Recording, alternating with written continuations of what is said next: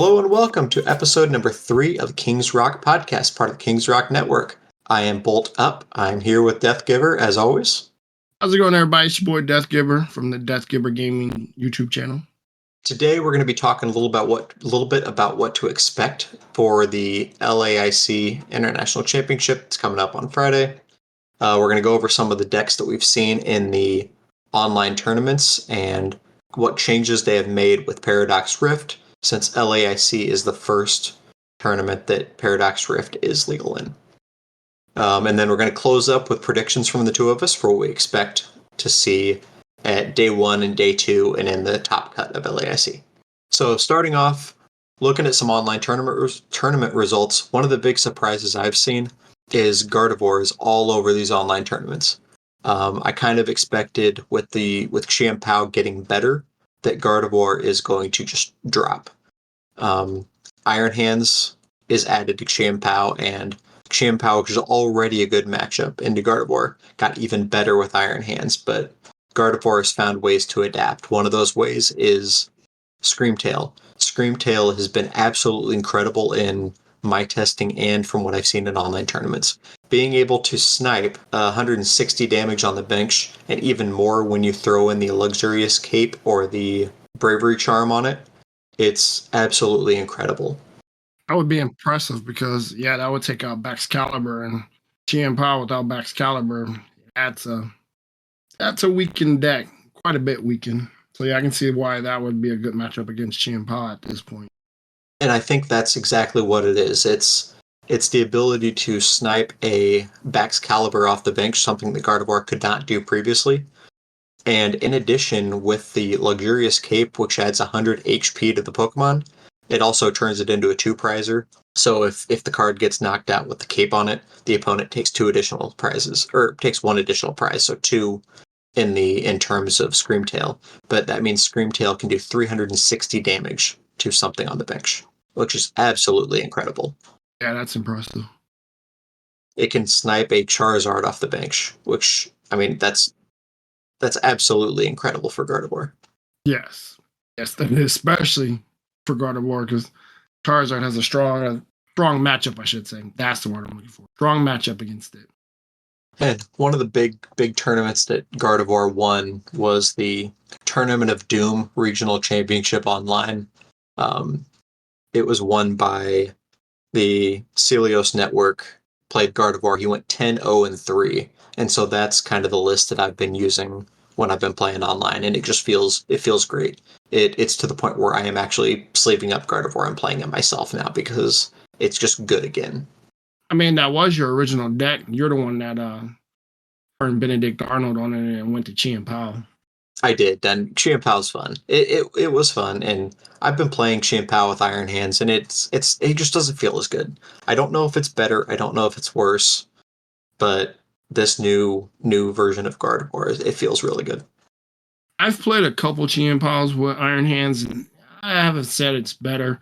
I did have a good matchup to where I was able to get Toedscruel, grass version of Tentacruel out on the field where they couldn't pull energy back into their hand. And once that happened, I mean, my opponent, it was kind of funny that he kept dropping super energy retrievals on the same turn 3 times. And not he being didn't able to do realize, anything with it. Didn't realize that he couldn't do anything with it, but it was entertaining to watch him drop 3 of them. So I laughed the whole time. Let's go ahead and use this to transition into the next. Let's transition into Charizard. Because Charizard is another deck that's been showing up in online tournaments. The deck that I'm seeing more often now is the Evolution version.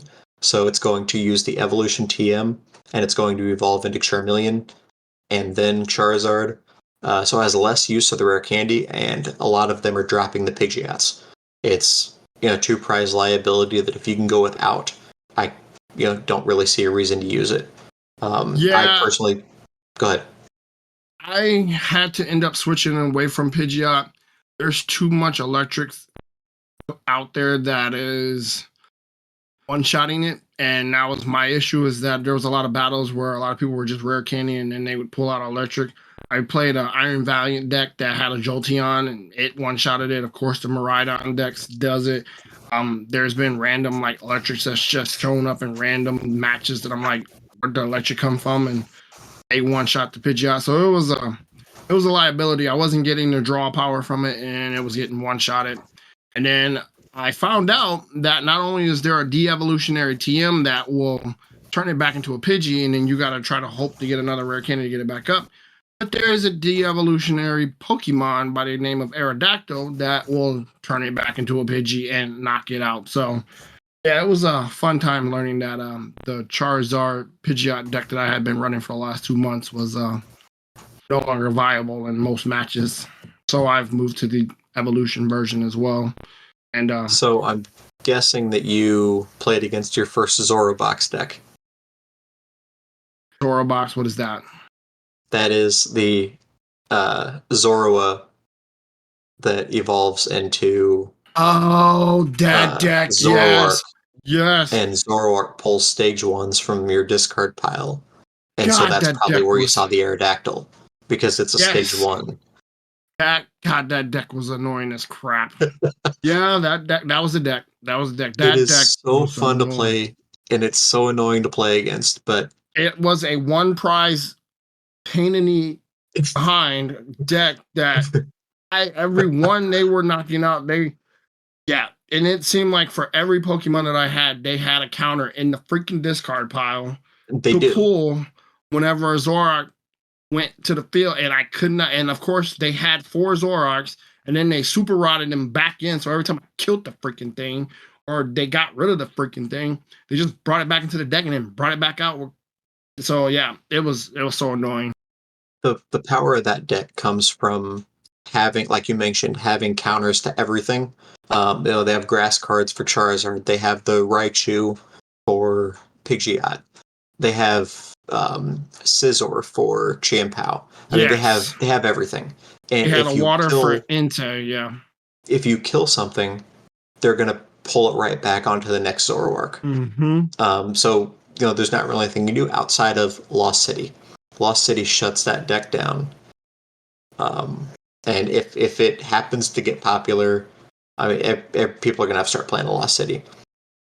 A friend of mine just put that deck together, and I had to play against it. He ended up, what was I? Oh, I was playing Charizard with Lost City, and that he got out to an early lead. Lost City kind of pulled me back in the game, but he did end up beating me. It's kind of it's a niche deck that shows up every once in a while. It looks fun though. It is fun to play. It looks very fun. Like I was surprised at how well it did, because when I initially saw it, I laughed at it and was like, "This fool in this weak deck." And yeah, that weak deck definitely showed me a thing or two about it. But yeah, it was not fun. But yeah, it's unique. They whipped out some stuff that I was surprised. Like I said, they whipped out Aerodactyl versus Charizard, and I was like, I'm about to one-shot that next turn. Yeah, no, he one-shotted me that turn. Because he de-evolutionized me and not killed my Charmander. And I'm like, oh, all I got is rare candies. And then, yeah, it was bad. So after that, I was like, okay, there's no way I'm... And then with other matches with Charizard and the rare candies, there's no way you can run rare candy Charizard in this format at this point.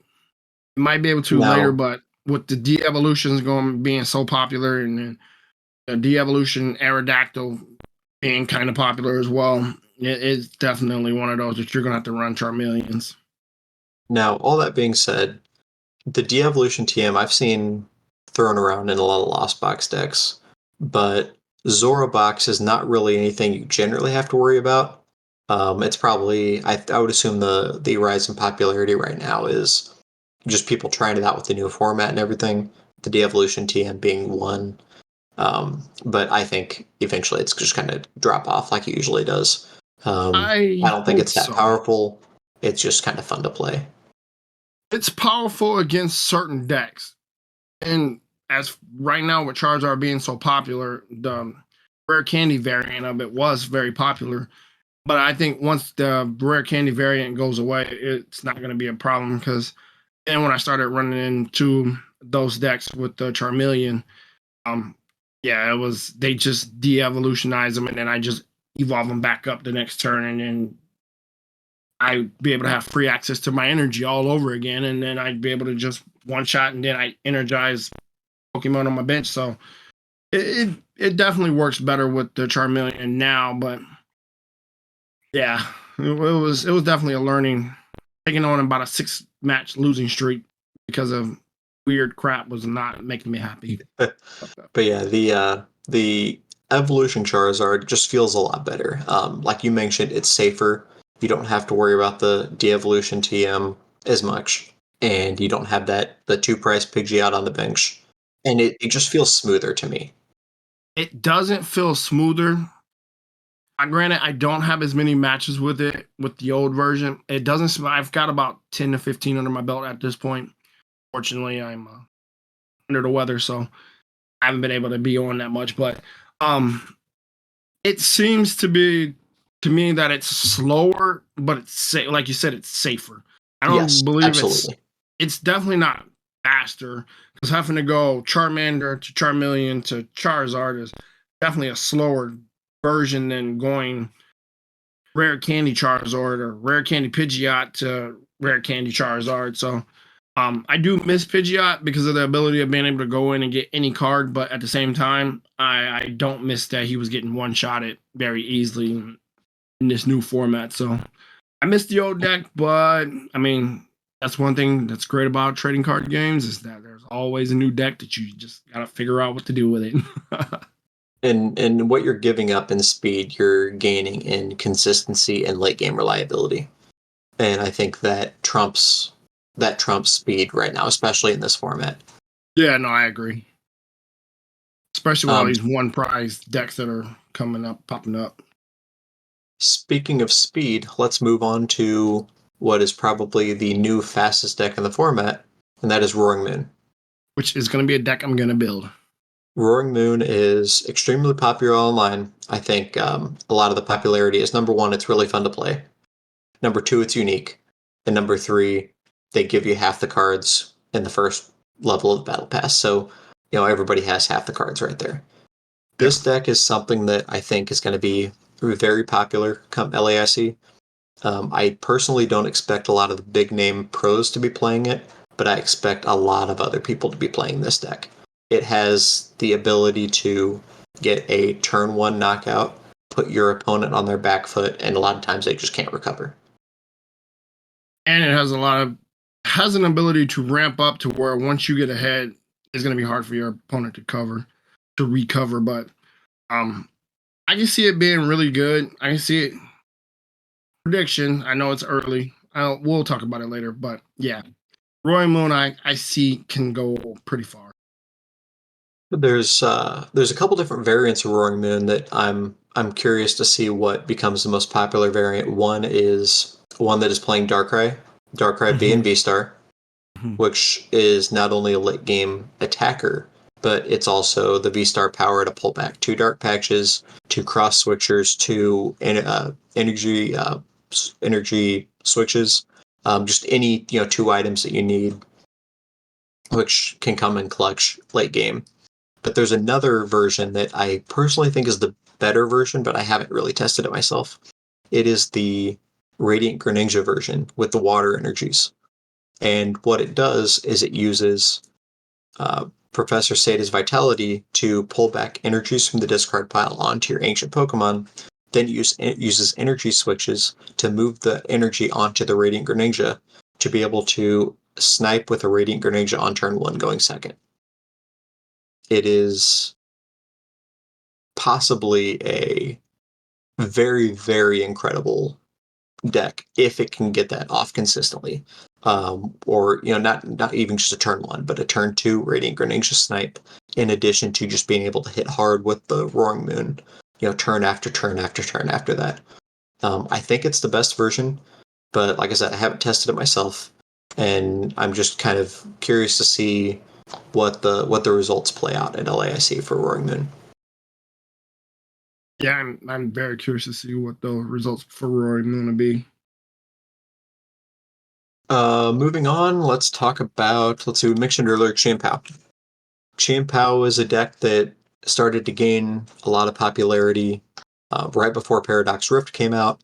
It was played by most notably Grant Shen recently, as he got a couple top 8s with it. I think he got a 12th place with it. He has just been absolutely dominating with the deck, along with a lot of other people. And a lot of people now are claiming that Chien-Pao is the best deck in the format with the addition of Iron Hands. It makes the bad matchup good in Lost Box. And then other than that, I mean, it just pretty much has good matchup across the board. I don't know. Like I said, every time I've played Chien-Pao outside of you, I usually win. And like I said in my story earlier, when I used the grass version of Tentacruel, that got shut down pretty quickly. And Baxcalibur being able to be sniped by Gardevoir, I can see that being an issue. I know to go after Baxcalibur for that deck, and it takes it out. So best deck, I don't know. I've never been impressed by Chien-Pao, but I know higher end players are definitely way better at it. So, yeah, it'll be interesting to see what that deck does in the LAIC as well. So Toadscruel is a good point to bring up. Toadscruel it was first played, or what kind of put it on the map is the major tournament in Japan. And I don't know all the details about this, but there's a tournament in Japan. They have, I think they call them like the Elite Four, and they are the 4 biggest name players in Japan. And then at the end of every season, the top 4 players of that current season then play in an 8-player tournament against the Elite Four, and the top 4 players of that tournament become the new Elite Four for the following year until the next year. And so when this tournament came out just very recently, the 2 most played decks were Gardevoir and Chien-Pao. Actually, I take that back. Chien-Pao is the most played deck. I'm second guessing myself on Gardevoir, but there was a player that played Charizard, and he was the first big name to use that Toadscruel because he expected a lot of Chien-Pao in that. And Toadscruel not only shuts down superior energy retrieval in Chien-Pao, but it also shuts off their Pokestop. Were you aware of that? I did not know that. So I wasn't aware of that in a match. Pokestop's text reads, "You discard the top 3 cards of your deck and then put all items into your hand." So they're coming from the discard pile.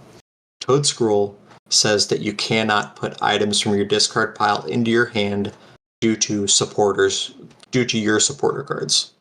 So if you play a Pokestop and I have Toadscruel out, if you use the Pokestop, the 3 cards remain in the discard pile no matter what they were. Now that being said, if I play a Pokestop in this scenario, so it's my Pokestop with my Toadscruel, you can use the Pokestop with no problem because it's not your supporter, it's my supporter. Okay. So not only does it shut off superior energy retrieval, but it also actually shuts off Chien-Pao's Pokestops.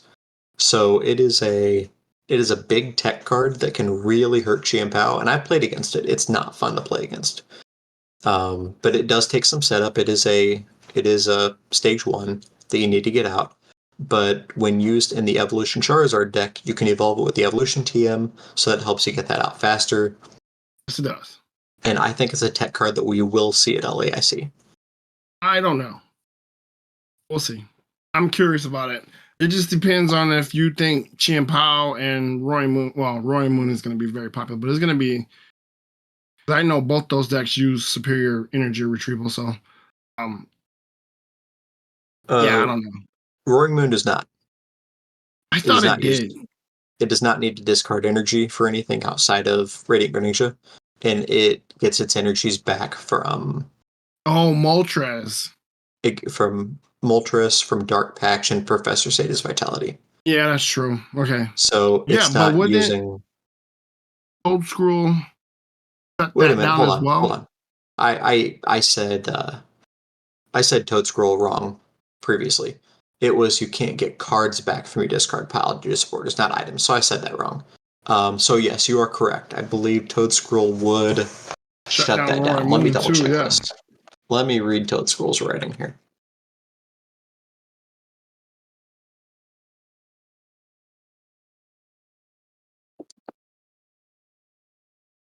Cards in your opponent's discard pile cannot be put in their hands. That's what it is. Okay. So it does not shut down Sada's Vitality, it does not shut down Moltres, and it does not shut down Dark Patch because they're not going to your the hand. field. That's right. Yes, that's what it is. So that's another one of Toad Scroll's advantages. Nobody knows what the card actually does. So yeah, it just really just shuts down the superior energy retrieval and the Pokestop. Okay. So yeah, no, then it won't do anything against Roaring Moon. So unless you think there's gonna be a lot of Chien piles, I don't see for a tournament bringing such a niche card. Now, spoiler, because we're going to talk about it in a little bit, I do expect a lot of Jam Pass. Let's see, let's move on to, let's go Mew. Mew is a deck that people are kind of, at least for a while, thought might be dead because now there are 2 dark decks in the format, and both of them can one-hit KO a Mew V Max with no problem with Charizard and Roaring Moon. That being said, Mew's Mew. It's good, it's consistent, it's fast, and if you run the Fusion Strike version, you can get that attack of 210 or more on turn 1 going second with a single prize Meloetta. So there's a lot of things that Mew has going for it, and I expect a lot of big things from Mew coming up. It didn't really gain anything, maybe Counter Catcher, because Mew can go down 3 prizes pretty quickly. So Counter Catcher, being able to boss up a opponent's Pokemon without using a trainer card on the turn is pretty solid. So I think some Mews are going to be playing that, and I expect big things from Mew at LAIC.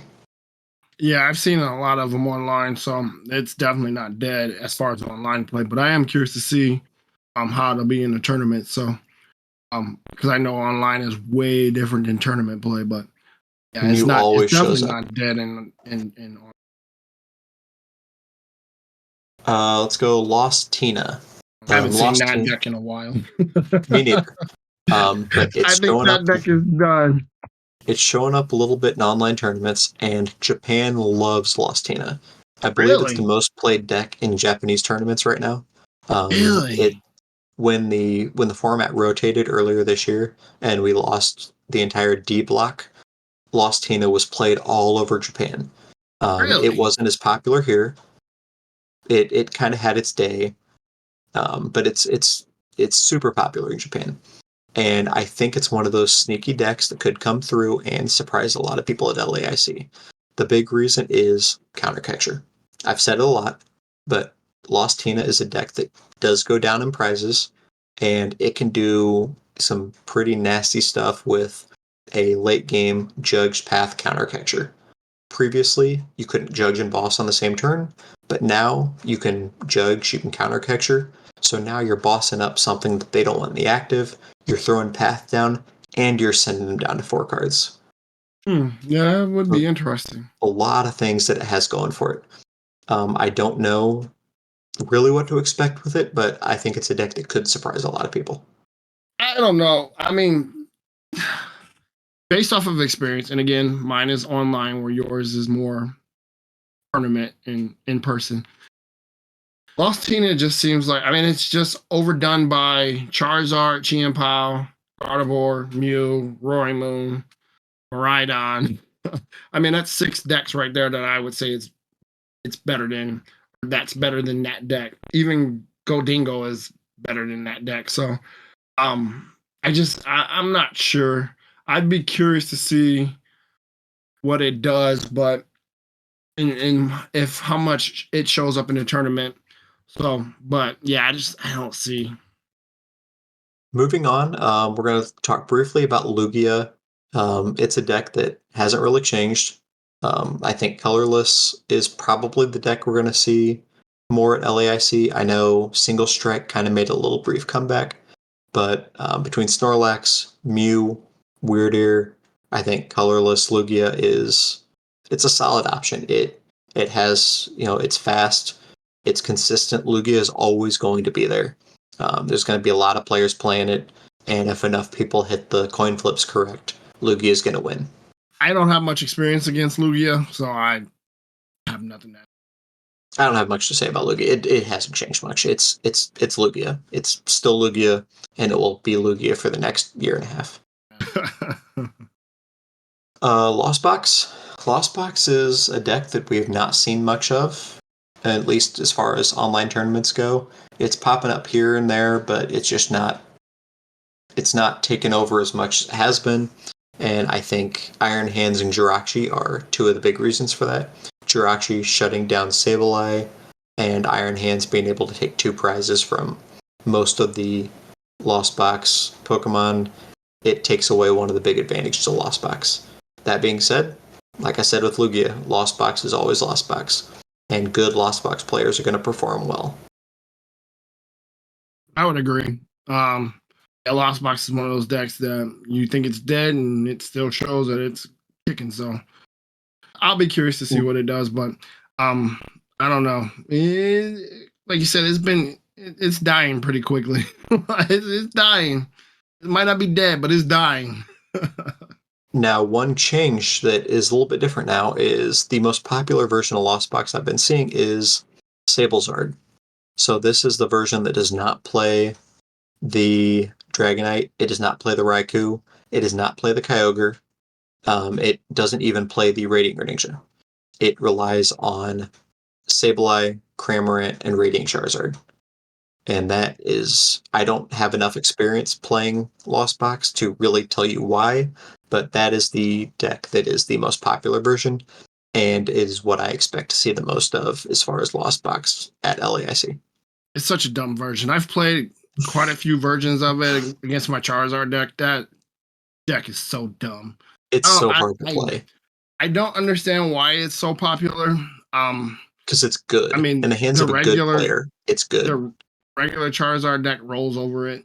I guess I just don't play any good players that play that deck because it's so dumb. It's just I rolled it pretty quickly, and I just laugh at it every time I see it. I think it was Kiran Farah. I'm probably mispronouncing his name. He has a wonderful, wonderful YouTube channel.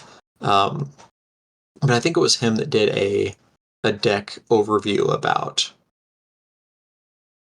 Sables. Oh no! It was Mellow Magikarp on the LAIC Rage podcast. He did a rundown about Sablezard with one of the best Sablezard players and talked about what makes the deck good, and it was a really good listen.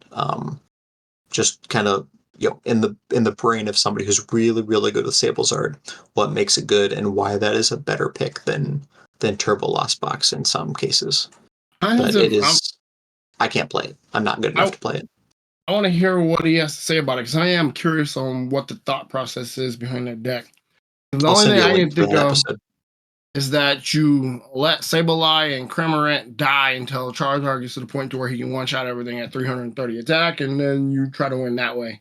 Outside of that deck you use Cram and Sableye early to get a couple knockouts, set up damage, and then you get the last 2 knockouts with the Radiant Charizard, because they'll knock out the Charizard, you rot it back, you nest ball it, and you do it again. I got you. But yeah, I mean, like I said, I'm not good enough. But I'll send you the link to that podcast. It's worth a listen. Just somebody who's good at playing that deck explaining what it does. Since I'm a Charizard player, I might have to make that version of the deck and see what it is about and everything. It'll take a lot of practice. Yeah, well, I figured that because it doesn't seem like it's a good deck.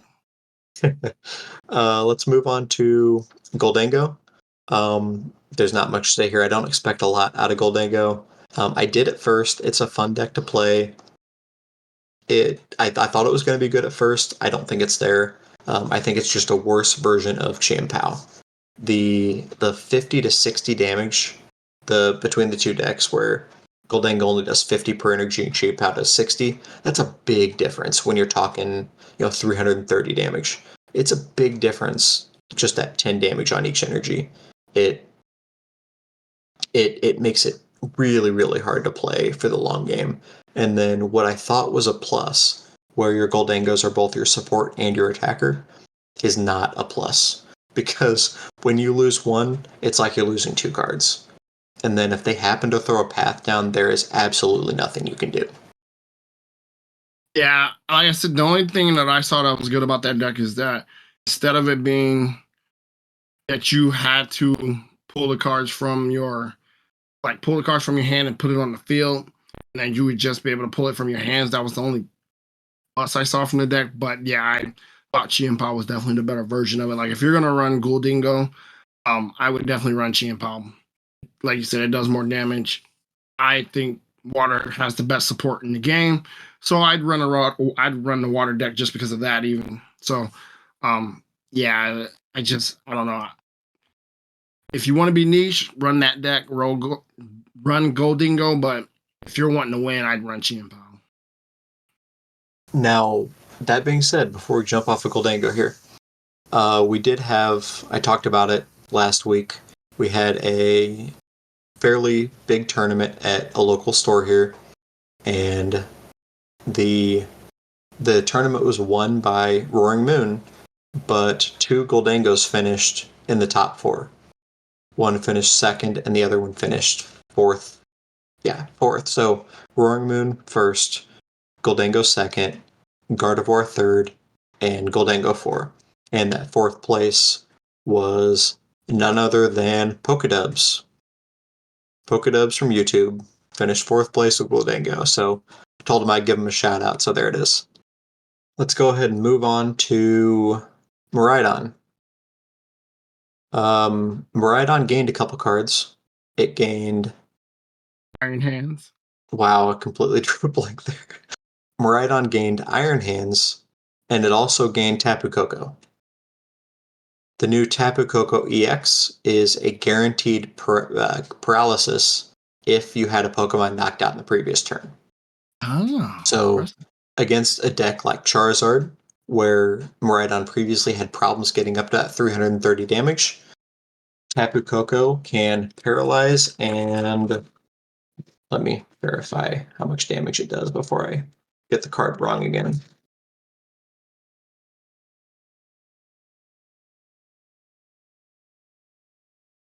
It can do 120 damage and do the guaranteed paralysis.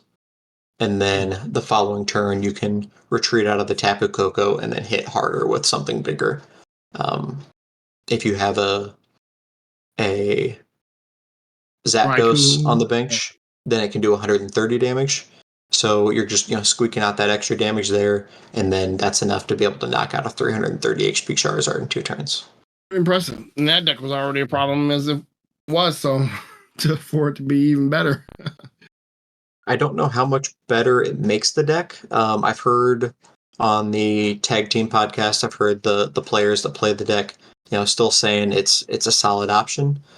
But that being said, Andrew Mahone, who is one of the big players of Miraidon, he gave his top 3 decks that he might play for LAIC, and Miraidon was not one of them. So I think that means he might be jumping off the Miraidon bus. Really? He has played nothing but Miraidon since Worlds. He placed, I believe, top 32 in Worlds, and him and his team have been playing Miraidon ever since. He is the only member of his team that's playing in LAIC, and it sounds like he may not be on Miraidon, so we'll see what he jumps to. Yeah, I'm curious about that. Because, that's big. Like you said, he's been playing that for a while, so for him to jump off of it. And his team's been having success. I mean, Jesse Parker has a couple top 8s with Miraidon. JW Krewald just won a regional with Miraidon. So, I mean, his team's been having success. So maybe they just think that this format, it's just not the right place for it. We'll find out. And if they don't think it's the right place for it, then who are we to argue? Exactly. Because they know that deck inside and out. Yes, they are the best players of that deck in the world, without question. They're saying if they're not running it, then that means don't run it. I guess we'll see if Mahone actually chooses to play something else. Maybe he was just throwing up a smoke screen. He's going to show up there with Miraidon. Who knows? Maybe. All right. Moving on to my favorite deck, the last and my favorite deck of this format right now. It is none other than Snorlax Stall. I just released a video of me playing this deck. It is so fun to play. It is my favorite deck of the format. To be clear, I'm not saying it's the best, but it is the most satisfying to play. You know that your opponent is hating every move you make, but all you're doing is sitting back and using counter catcher to bring up the Miraidon in Gardevoir, or bring up the Toedscruel in Charizard. Just things that they can't attack with. They can't retreat because you have a Snorlax blocking the way, so they have to use their switch cards. Eventually they're going to run out of switch cards, and they're going to deck themselves out, and you're just going to sit there, relax, and laugh. That is my type of deck. This deck has seen an insane amount of play online. It's showing up well in online regionals, and I think this is the best situation that we've had for Control in a while. I think it is very possible that Control could top 8 LAIC. It's that good. Are you throwing out your pick now? Absolutely not. Absolutely not. We'll talk about the predictions in a minute, but I'm just saying I would not be surprised if Control made top 8. Unfortunately, Sander will not be at LAIC, at least according to his tweet. For those who don't know, he is one of the most unique deck builders in the world, and he is probably the best Control player in the world. If there is a Control option, he is going to find it, he's going to hone it, and he is going to do well with the pile of cards that nobody would expect to do well with. But unfortunately, it sounds like he will not be at LAIC, so we will not be able to see what he's cooking up yet. Death, do you have any final thoughts on overview of what decks we expect to see at LAIC? No. I think we covered it pretty well. All right, let's move on to some predictions here. Number 1, what deck is going to win LAIC?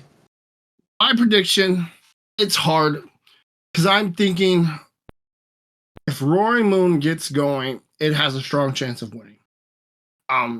If it gets out in front, I don't see too many decks beating it once it gets out in front. But you're starting that with an interesting 2-letter word there. If. If, yes. And that's where, if you would let me finish my thoughts, is where I say, when you're basing your tournament run on if, then, yeah, you want consistent. Consistent, obviously, Chien Pao more than likely could win the tournament. I love to give love to my Charizard. I don't know if it could win, but I think it can do top 8. Gardevoir is always consistent, and I've seen it top out a lot. Lugia, another one of those decks that always kind of tends to sneak in.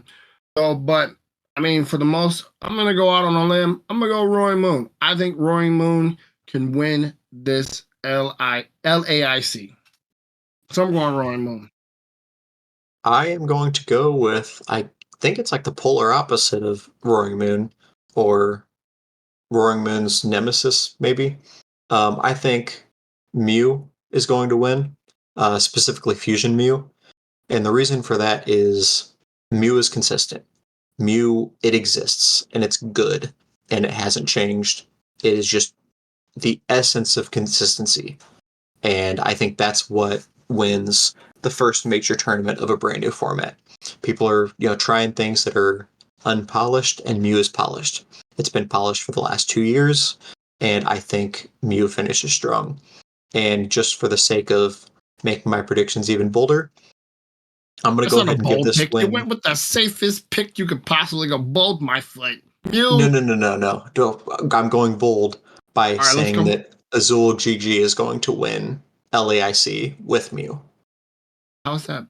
That's not bold. He almost won with Charizard in a regional. Like, seriously, where's the bold at?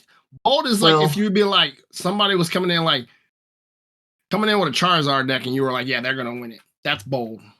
My Roaring Moon is more bold than your Mew. The boldness is there, the randomness that there is with winners. But I'm going with Azul to win because he always shows up big at the international championships. He's always there. He's shown that he is willing to play Mew, and I think he shows up with Fusion Mew, and he takes the crown. It's just not bold. Azul went and got like third in a regional with Charizard. That's not a bold prediction. I'm sorry. He also has. I might be making this up, but he might have like the most top 4 finishes or something for any international championships out of anybody. He's something like that. He always shows up big at the international championships. That's just not bold. I'm sorry, it's not bold. All right. Round out the rest of your top 8. So you have Roaring Moon. Give me the other 7 decks you expect to be in the top 8. Expect to be in the top 8. I definitely think a couple Chi-Empas will be in there. I expect Mew, obviously. I expect Gardevoir. Okay, you're at 5. I think some version of a lost deck. I don't know if it's gonna be Lost Tina, Lost Box, Lost Zard, whatever. I think there's gonna be some version of a Lost that's gonna be in the top 8. Okay, you need to be specific. Is it Lost Box or is it Lost Tina? We can loop all the Lost Boxes together, but it's separate than Lost Tina.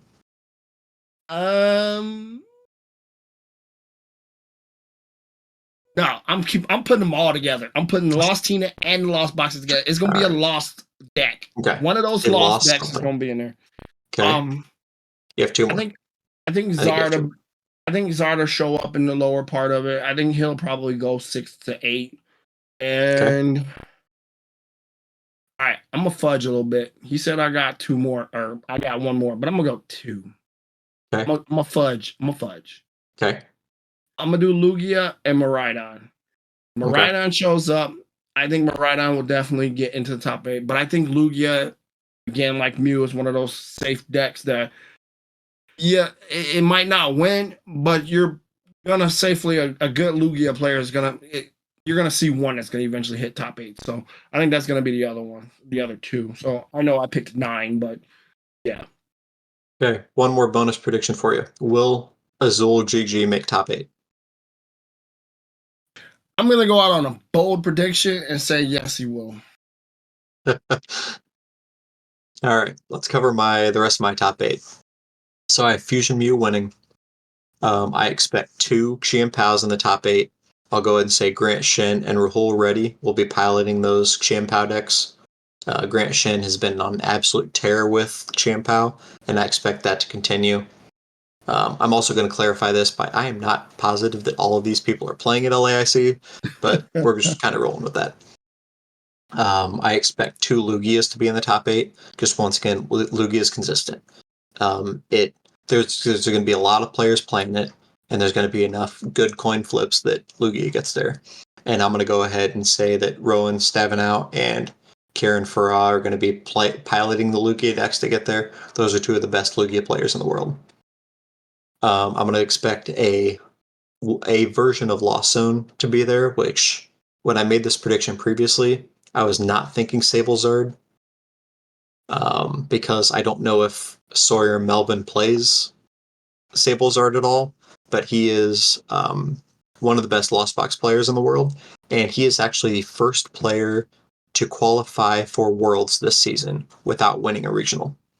He's had a lot of top finishes without actually winning a regional, and I think that he continues that tear and gets top 8 with a Lost Box of some sort here at LAIC. And then to round out my predictions, I'm going to say a Gardevoir will get top 8, and that will be piloted by what some consider the best player in the world in Tord Reklev. He is another player that shows up big at the international championships, and I think that continues here as well with his favorite deck in Gardevoir. And the last top 8 is going to be a Charizard deck. The reason why I picked this one is the last big regional in the last Latin American regional, which was in Brazil, was just dominated by Charizards. So it seems like a lot of these players love Charizard, and I'm going to go Pedro Petrucci gets top 8 with Charizard. I'm surprised you don't have at least one Roaring Moon finishing in the top 8. I don't think it's that good. I think it's a solid. I think it's better than Charizard, to be honest with you. And I don't. hate saying that. I think it has hype.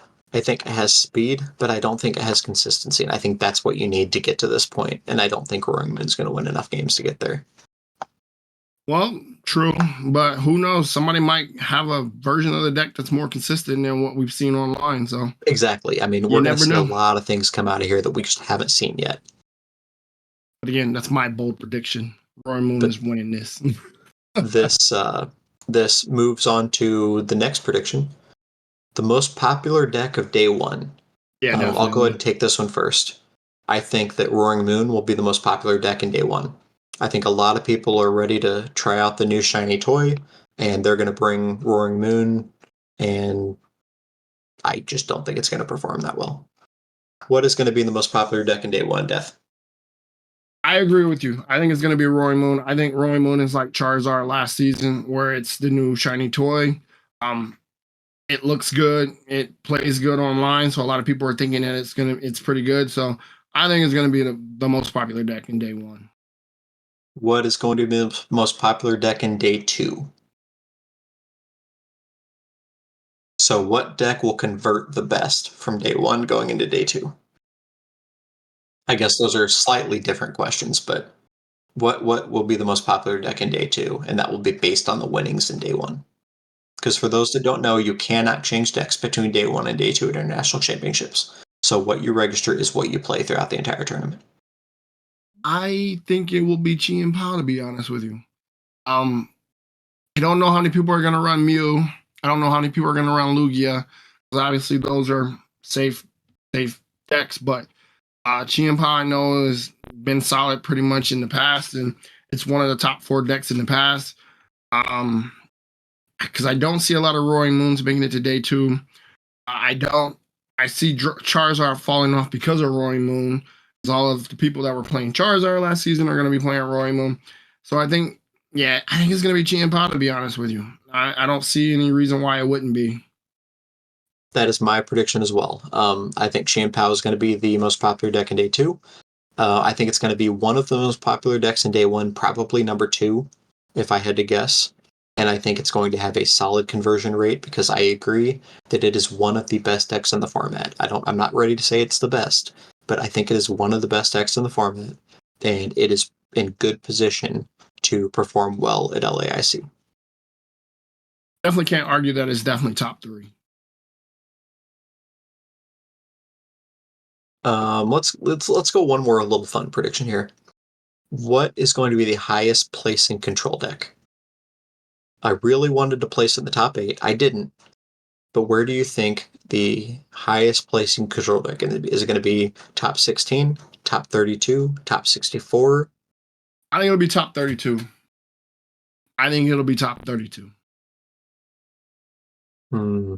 That's what I was going to say, but I'm going to be different. I'm going to go top 16. I think it's in a good spot. The reason why I'm not picking it for the top 8 is I don't think there's going to be enough players playing it. And you're not bold enough for it. Correct. You need to be bolder. Like I keep saying, there's a lot of luck involved in these tournaments. In addition, it's mostly skill, but there is a lot of luck involved. And if it's a low number of players playing it, it's just there's going to be a less chance of them making the top 8. But I will say there will be a Snorlax stall deck in the top 16. Well, I mean, if it makes, I think, like I said, top 32. I don't think it'll make top 16. I think it might go as high as the top 20, like 20-ish, 2021, 22. I don't see it getting into the teens. Well, we will see because LAIC is coming up, and I am excited to see what it brings. Gozard. Make me proud. We'll get number 1. All right, so that concludes our episode on what to expect from LAIC. Thank you for joining us in episode 3 of the Kings Rock podcast. Have a good evening, and see you next time. Have a good weekend, everybody. Enjoy the tournament.